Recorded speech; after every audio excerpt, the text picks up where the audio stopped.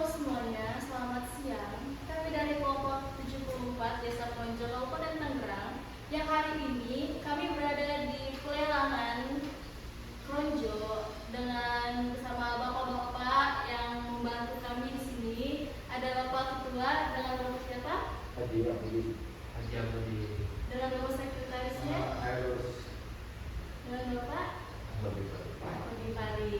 Kami akan melakukan wawancara sedikit mengenai nelayan-nelayan dan kegiatan di sini. Oke, mari kita mulai. Baik, untuk pertanyaan pertama ya, Bapak Haji Abudin. Bagaimana kondisi nelayan saat ini di Desa Kronjo?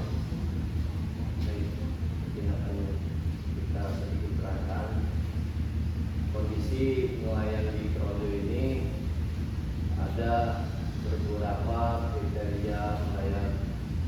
Ada nelayan tangkap, ada nelayan pembudidaya. Nelayan tangkap untuk saat ini khususnya di Kecamatan Kronjo terbagi oleh 4 desa itu kurang lebih ada 420 kapal nelayan tangkap. Dan untuk nelayan budidaya ikan itu kurang lebih sama di 2 desa, sama di 3 desa, Desa Kronjo, Desa Munjung, dan Desa Pagundangan ini. Itu kurang lebih sekitar ada 300 pembudidaya ikan, karena memang sekitar ada 1.200 hektaran hamparan tambak. Rata-rata pengelola itu mengelola 4 hektar tambak. Untuk kondisi saat ini kita itu sama, baik di nelayan tangkap ataupun di nelayan budidaya itu tergolong oleh 2 musim, yaitu musim barat dengan musim timur.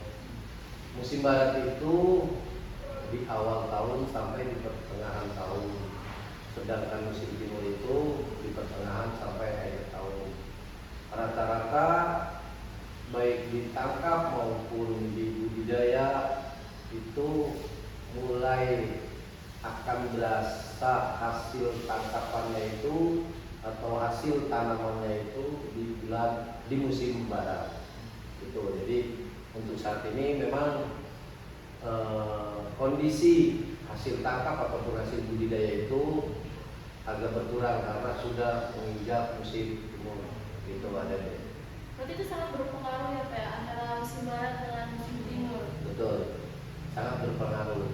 Memang lagi-lagi keterbatasan kami masyarakat nelayan di bidang teknologi. Jadi masih benar-benar tergantung oleh musim. Berarti Bapak sudah kayak menggunakan teknologi di sini, Pak? Teknologi sih sebenarnya sudah kami gunakan.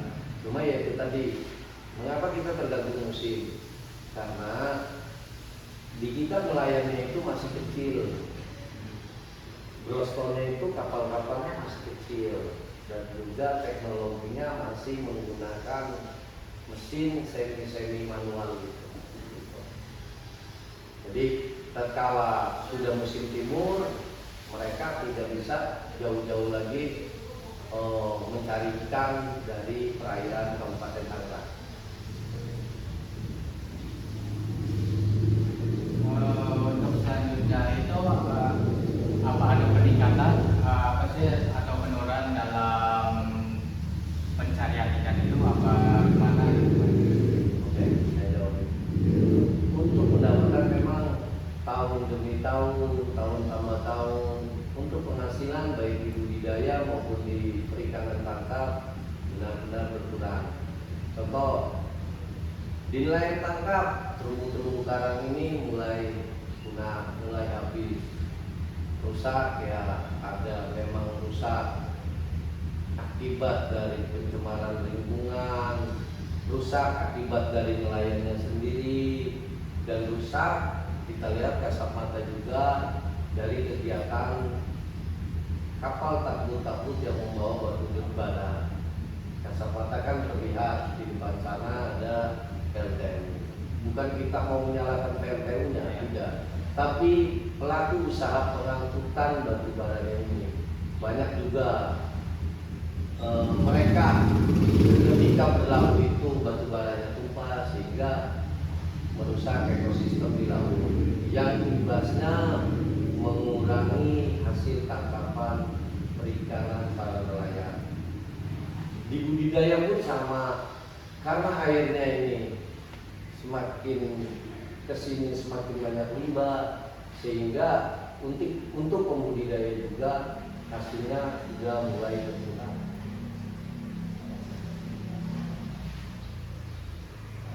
Ada lagi?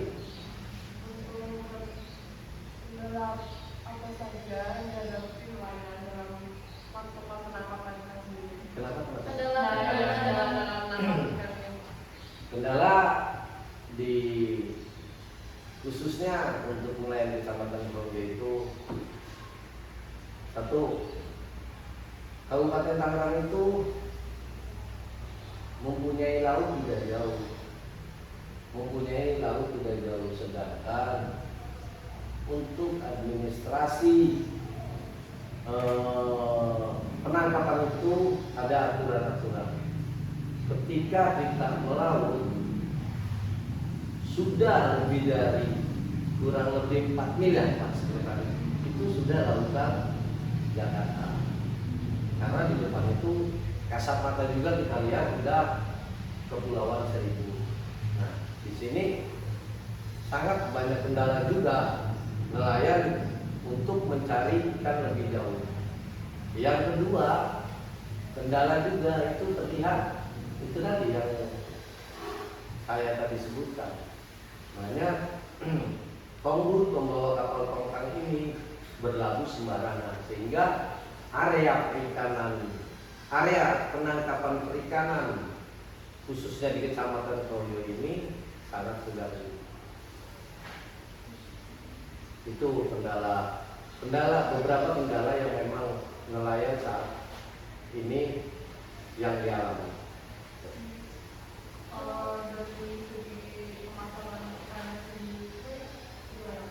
Dari segi pemasaran ikan, memang saat ini secara global nelayan lagi mengalami sangat-sangat penurunan harga ikan yang sangat murah. Satu, di sini juga tidak bisa menyimpan ketika ikan itu lebih dari kebutuhan masyarakat setempat.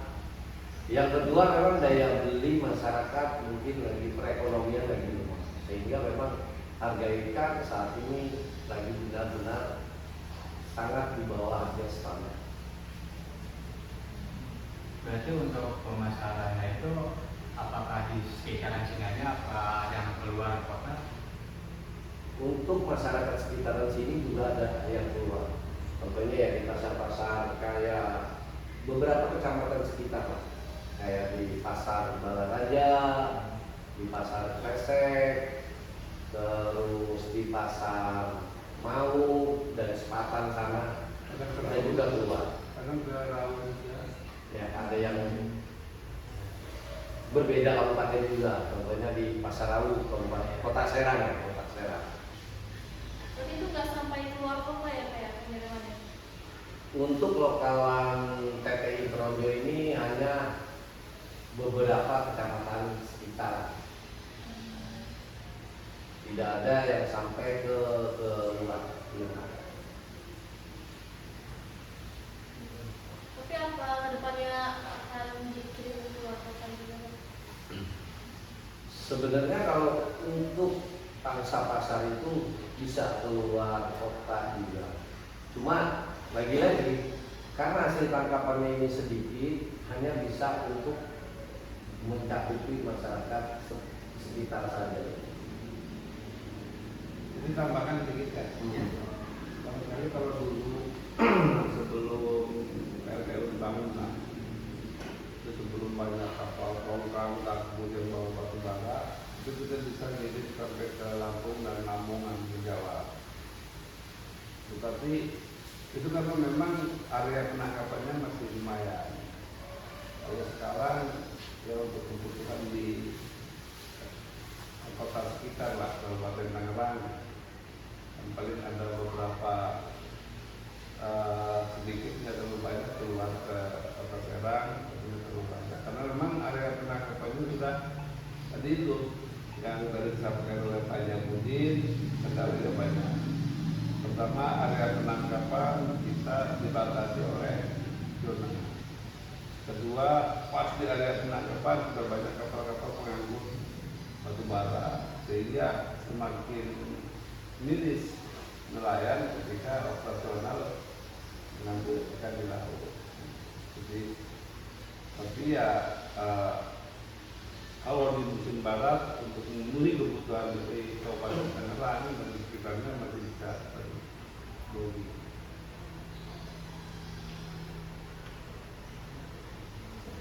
Jadi kalau kendala di nelayan itu sangat luar biasa lah, sangat luar biasa banyak.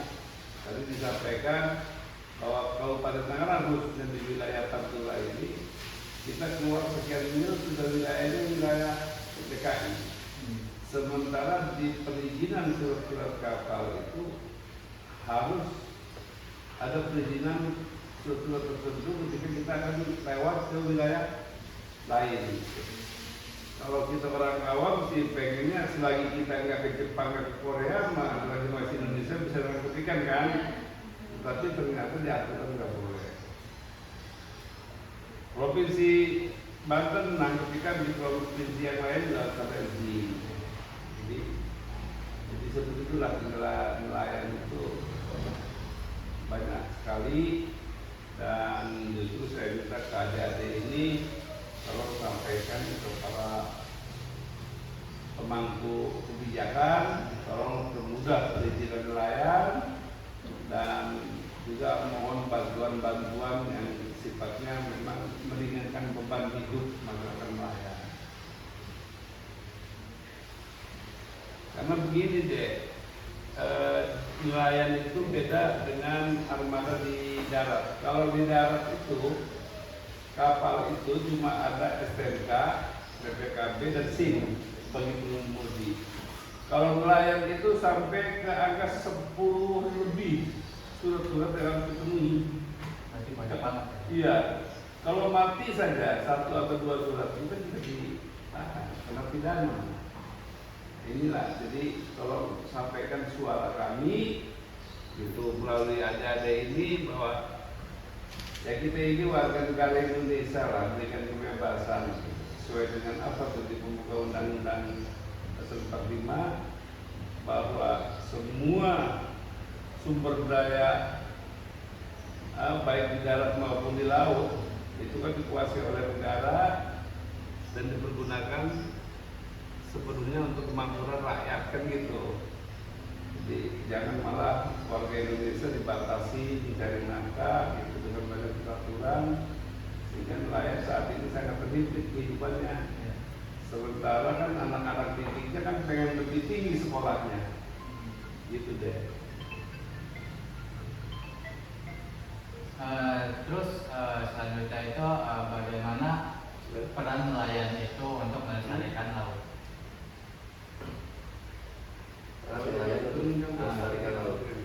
Ya, saat ini sih memang kita tidak mungkiri nelayan itu memang ada yang menggunakan alat yang benar-benar ramah lingkungan, ada juga yang memang nggak taat menggunakan alat yang tidak ramah lingkungan. Tidak mungkiri memang di sini sebagian banyak sih memang menggunakan alat tangkap yang ramah lingkungan. Sebagian juga ada yang menggunakan alat tangkap yang tidak ramah lingkungan. Memang harapan kami juga sebagai organisasi di nelayan itu mengharapkan nelayan ini menggunakan alat tangkap yang memang sesuai dengan aturan-aturan pemerintah. Itu tadi yang ramah lingkungan. Biasanya itu kalau yang tidak ramah lingkungan itu menggunakan apa saja itu Pak? Ya, menggunakan mungkin kita pakai dengan bahasa istilah nelayan, kayak garok, kayak sodong. Jadi garok itu seperti sisir, seperti sisir. Nah, itu terbuat dari besi. Nah, itu ditarik. Sedangkan itu di dasar laut ditarik. Yang untuk sodong itu, kalau dulu mungkin ada aja nggak pernah lihat ya. Kalau saya dulu karena anak nelayan kan tahu gitu. Dulu semasa kecil itu ada yang namanya tukang sudu. Tukang sudu itu dulu itu bentuknya kayak huruf V, ya kan. Pakainya itu bambu, di tengahnya itu dikasih jaring. Nah kalau dulu memang nggak merusak karena didorong dengan orang. Nah kalau sekarang didorong dengan kapal, itu yang memang merusak. Memang harapan kami juga agar memang penegak hukum dalam ini APH yang bersangkutan untuk menertibkan, karena ya sangat-sangat penting juga laut kita ini harus dilestarikan atau harus dijaga gitu. Untuk terakhir sih, terakhir itu kan buat usulan lah dari bapak-bapak untuk kami gitu, kegiatan atau program apa?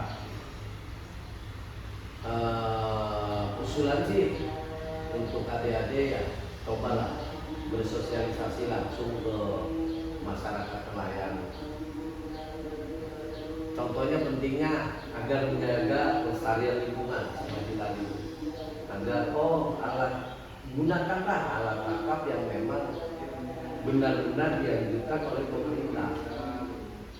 Dan jangan gunakan alat tangkap yang memang dilarang oleh pemerintah. Karena kan penting juga kan.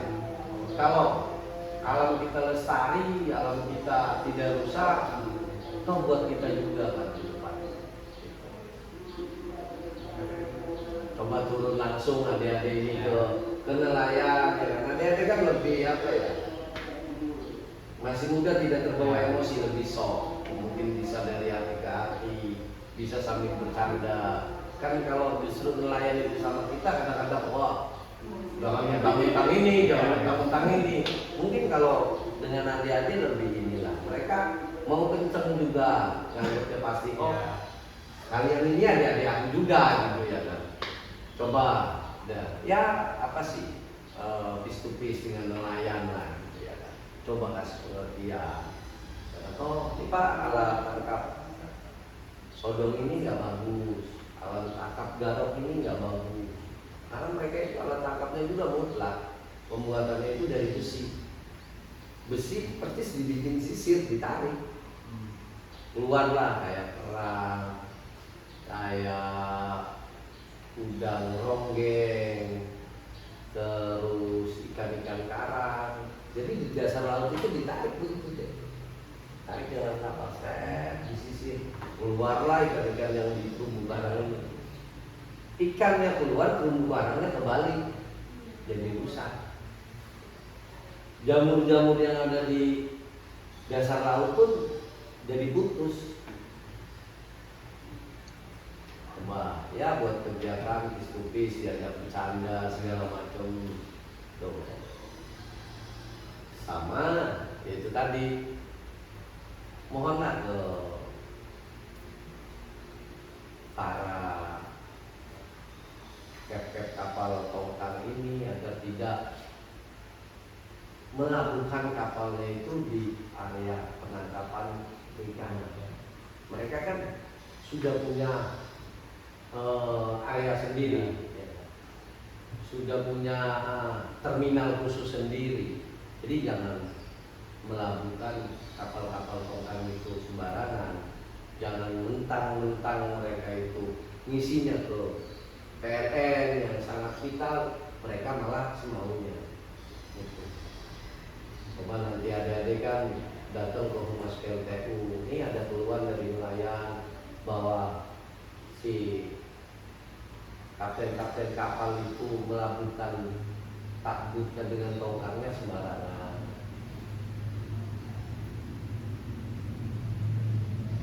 Mungkin nanti akan kami diskusikan lagi Pak dengan teman kami untuk masukan Bapak.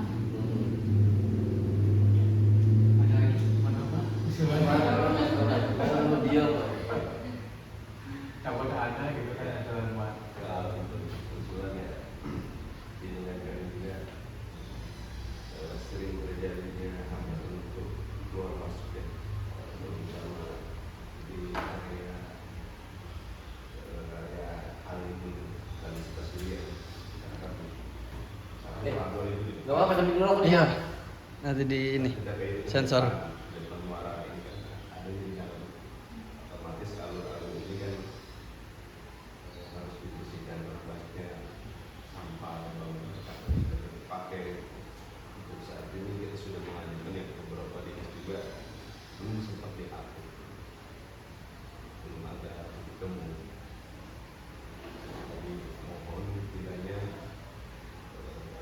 kedepannya bagaimana pengembangan mereka terkait untuk famili untuk maju, terutama lagi untuk hasil perikanannya. Sekarang kan hasil itu dari laut dijual atau dijual lagi, maksudnya di UMKM-nya bagaimana pengembangan dari kayak ini pemasarannya gitu. Terus kalau bisa bagaimana dinas-dinas terkait kayak koperasi kayak dinas UMKM-nya gitu, menyentuh ke kami-kami ini untuk pengembangan harga ikan itu lebih baik gitu. Kalau tidak ada pengelolaan di sini otomatis harga ikan juga begitu naik gitu. Harus ada pendampingan cara kemasan. Untuk Bapak ada usulan buat kami? Usulan.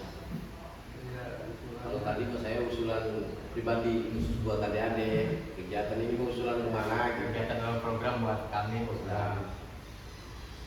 Iya, jadi mungkin yang lebih ini lagi, ininya apa namanya? Ada yang fakultas apa? Fakultasnya sebetulnya nggak ada yang kayak gini ya. Iya, ada. Nah, artinya ya sudah saya buat adik-adik ya bahwa tolong para saja. Artinya bahwa memang kehidupan di nelayan itu memang dinalakannya. Jadi sebetulnya kalau kita lihat dari rantai kehidupan semua para pejabat itu butuh makan ikan.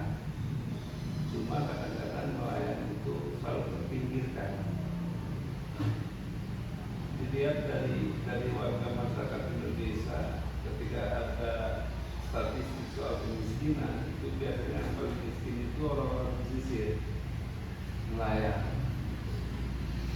Jadi kalau itu aja barangkali karena jujur memang harapan dari kami masyarakat itu nggak ada lagi kepada teman-teman mahasiswa karena mahasiswa kan punya referensi khusus ketika dia keras begitu juga kan nggak se apa ya, tidak seperti kita masyarakat. Kita dulu pernah juga menyuarakan itu dengan Pak Ketua ini dengan membawa anggota masyarakat luar negeri ya, tapi tadi jadi selalu kalah tajam dengan mahasiswa. Jadi itu aja, dan sekarang saran Bapak silakan maksimalkan waktu adik-adik di proyek ini. Jadi sumber apa aja silakan dikulik semuanya, baik itu soal kehidupan nelayan, kehidupan masyarakat pesisir dan sebagainya. Silakanlah dicari informasinya. Ya. Dan juga apalagi ada yang di bidang hukum dan sebagainya, kami ini selalu jadi sasaran, selalu dianggap salah. Kita cari nafkah ke laut, ketika perizinan kita ada yang mati sudah melanggar hukum. Sementara kita minta perlindungan kesiapan nelayan. Seperti seperti itu. Jadi ya jadi saran Romo minta adik-adik ya silakan cari informasi sebanyak-banyaknya, kesempatan ada di sini, dan mungkin kan wilayahnya kan berbeda-beda tinggalnya. Ada yang dari Jakarta, nggak ada? Rata-rata dari Batu semua ya. Dari Jungkulon ada? Ada Pak. Ada. Dari mana? Sumur. Sumur. Waduh, iya Sumur itu paling ujung itu. Iya, Pak. Jadi bukan ujung kulon lagi, paling ujung kulon. Dari ujung kulonnya. Iya. Maksudnya Kabupaten Lebak ya nih. Kabupaten Pandeglang. Pandeglang cuma Sumur ya. Semua Pandeglang. Pandeglang, padahal ujung itu Sumur itu. Bahkan di Sumur itu dulu tahun berapa itu sangat susah dijangkau. Sekarang udah ada mahasiswanya. Jadi ya itu aja, jadi apa itu Pak. Yang penting kita punya etika baik, ingin memajukan kota kita, ya Banten terutama. Mudah-mudahan ini ada yang jadi pemimpin nanti di Bandung. Iya. Ya, ada Bupati Pandeglang berarti ya dia. yang jadi pejabat, yang jadi pengusaha, gitu. Makanya kita harus kompak juga ya. Ya, kalau salah pemerintahan yang lain-lain yang sifatnya material, ya bingung ya. Jadi tidak diperlukan. Terima kasih Bapak-Bapak untuk usulan dan arahannya. Semoga kedepannya juga kami bisa membantu Bapak-Bapak semuanya sini. Oke, segitu dulu untuk wawancaranya. Terima kasih Ya. semuanya Bapak. Diminum neng, diminum. Ya,